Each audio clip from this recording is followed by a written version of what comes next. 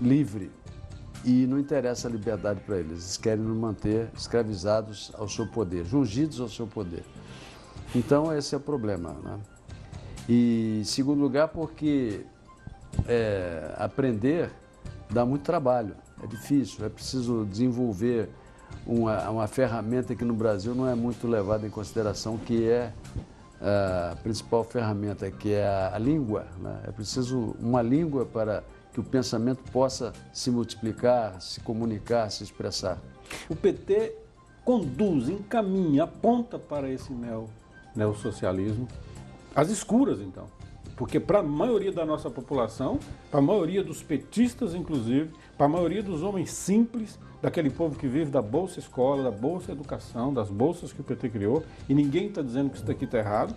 O PT tem um pano de fundo de uma conduta social que insere o menos favorecido dentro de uma economia, mas em contrapartida ele joga com essa popularidade, encaminhando o país, então, para um caminho, eu chamaria extremamente perigoso. Ideológico. Ideológico. Perfeitamente. O Brasil, ele é hoje uma força representativa, enquanto por um lado Lula soube fazer-se ouvir lá fora em nome do Brasil, e aproveitando-se talvez de uma crise existencial que mostra que a crise existencial é exatamente em fruto de uma dialética materialista e não de um princípio de gancho ético. O materialismo por si só ele não é muito ruim, ele tem um lado positivo, ele apenas está sendo conduzido pela visão de cientista materialista puro, certo? Mas a contrapartida disso tudo, enquanto dialética lá fora, mostra que também capitulou. Aqui estão tentando encontrar um neossocialismo materialista social. Materialista social, em nenhum momento da história existe. Ele é um fetiche. O que existe é uma consciência do trabalho que vem de uma remontagem bíblica aramaica e hebraica que diz que do suor do teu rosto ganharás o teu pão e feliz serás. A questão das desigualdades é extremamente temeroso, né? Não é só temeroso, como é utopia pura, ela não existe. Ela existe no mérito que você adquire e ganha por labor, por dedicação, por estudo, por dedicação. Nesse sentido. Então, se formos olhar como uma utopia de fazer-se social para o outro, que nem sabe o que é o social, você necessariamente terá que cooptá-lo. Cooptá-lo é natural do ser humano ser líder de alguém. Ser líder de alguém sempre carreia para um lado humano da matéria e não para o lado metafísico necessário daquilo que nós introduzimos no nosso programa aqui. Então essa visão, por exemplo, de ser humano tridimensional na cultura socialista, dos idealistas alemães que alimentam toda esta linha, vamos chamá-la de linha vermelha, ela não é uma estrutura confiável, porque ela vê o ser humano apenas por alma e corpo. Ela não aceita um ser superior. Tanto é que próprio Marx afirma que religião é ópio do povo. Não estamos aqui propondo uma religião, mas estamos propondo um olhar para dentro de uma força metafísica que impulsiona o ser humano como um equilíbrio tridimensional dentro de uma tricotomia grega. Certo? Então isto falta para o materialismo dialético.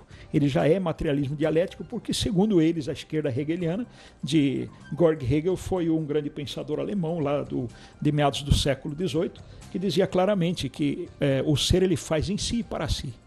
O fazer-se em si e para si, jogamos por terra até mesmo que os cientistas descobriram sobre o neutrino. Então é uma utopia, é uma balela para o materialista dialético. Então o materialista dialético, só para concluir, sim, Fernando, nós temos em si uma grande preocupação, porque assim como ele está vazio propondo uma ideologia, assim também a própria ideologia do vazio cai no vazio existencial do ser humano, assim como aconteceu na Rússia, na própria China, que teve que abrir, quer dizer, a própria Cuba. Se Cuba fosse um ideal sumário para a qualidade de vida do ser humano, não teria cubano se jogando ao mar para poder cruzar para a Califórnia. Então, quer dizer, então aqui fica um paradoxo por trás disso. Muito bem, nós estamos chegando ao final e eu preciso fazer essa pergunta para os dois. O que seria, então, ser ético nesse país nosso? Em rápidas palavras, porque eu ainda quero anunciar o teu livro.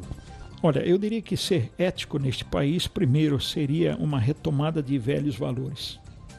Uma pedagogia que buscasse repensar e reanalisar não apenas o existencialismo darwiniano como fim natural de um processo. Ser ético é buscar valores que permeiam a cultura aramaica, grega, hebraica e dentro do cristianismo, e tentar retomar alguns princípios da escolástica, não como um legalismo de um decálogo grego e hebreu, mas com uma estrutura de repensar valores no ser humano.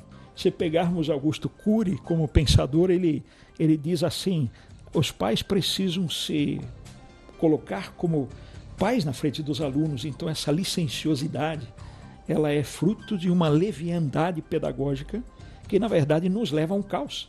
E o caos sempre é corrigido por uma lei da natureza, que é sumário. Então estamos preparando o nosso educando, não para uma prospecção do seu neto, bisneto e tataraneto, estamos preparando ele para um suposto caos. Esse homem falou tudo, hein, comendador? Ele conhece. Ele é um pensador muito profundo. Acho que nós temos que fazer um outro programa com ele. Há muitos programas com ele. Muitos programas. E eu ia perguntar a respeito da ética, e baseado nos princípios do dever, da responsabilidade, do ponto de vista cristão, mas ele já respondeu, acabou de responder sobre essa ideia e esse tema. De modo que eu não tenho nada a acrescentar, a não ser dizer que ficamos muito contentes com a presença do professor Elson, que é uma pessoa realmente iluminada, né?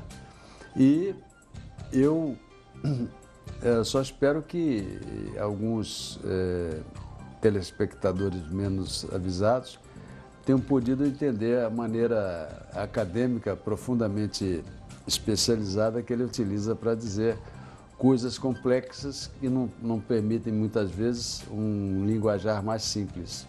Exatamente. Então nós queremos mostrar aqui o livro em primeira mão, Epistemologia, do professor Elson Klucksberger, e dizer que logo logo estará nas bancas, e desde já agradecê-lo, doutor, e dizer que foi um programa especial. Eu acho que precisava nós conseguirmos pessoas que tiverem interesse. Esse é um livro extraordinário. Procurem o professor, né? Ele está aqui se dispondo a fazer parte aí de debates, né, professor? É uma liberdade que possam.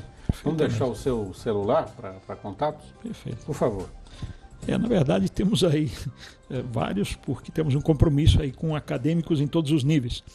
Mas eu deixo aqui o Oi, talvez seja o mais mentalizado, 8404 ou 8484. Muito bem. Pessoas que estiverem cursando... 8404, 8484. Essa é fácil. Quem tiver aí com interesse de ouvir palestras com o professor e doutor Elson, entre em contato. E nós vamos ficando por aqui.